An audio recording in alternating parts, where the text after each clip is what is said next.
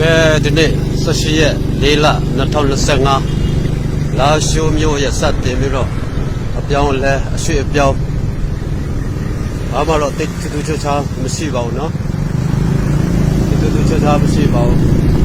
ဒီကနေ့အထိဒီမှာအဝိုင်းမှာမဟာမိတ်အလံမြန်မာနိုင်ငံတော်အလံ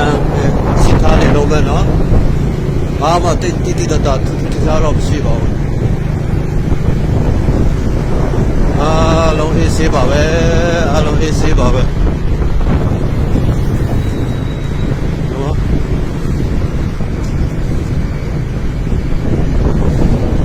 အားလုံးအေးဆေးပါပဲ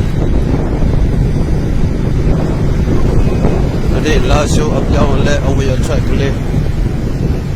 နော်ပုံမှန်ပါပဲပုံမှန်ပါပဲတချို့လူတွေကစိုးရိမ်ကြတာပဲရှိတယ်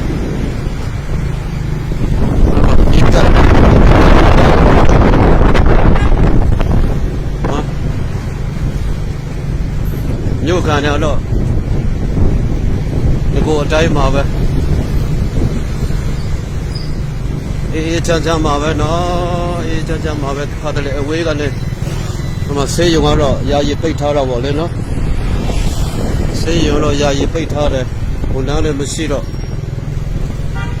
ယာယီပိတ်ထားပါတယ်လို့ကြံတာတော့အကုန်လုံးအေးဆေးပါပဲဒီမှာပြောင်းလဲလေးတယ်ဒီမှာ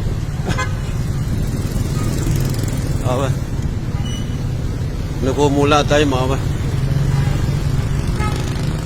ခါတလေအဝေးကတည်င်းကကျွန်တော်တို့လာရှိုးမှာနေတဲ့လူထက်တောင်ပုံတိတယ်ထဲမှာနေတဲ့လူလာရှိုးမြို့မှာနေတဲ့လူလားအေးဆေးပဲတည်င်းကအပြင်မှာကဟိုဟာဖြစ်တယ်လို့စိုးရင်ရတယ်လို့ဘယ်လိုမဟုတ်ဘူးနော်အေးဆေးပါပဲဒီမှာကိုလုံးဒီမှာစီကာပါပဲဒီမှာကိုနိုင်အေးဆောက်ပစ္စည်းဆိုင်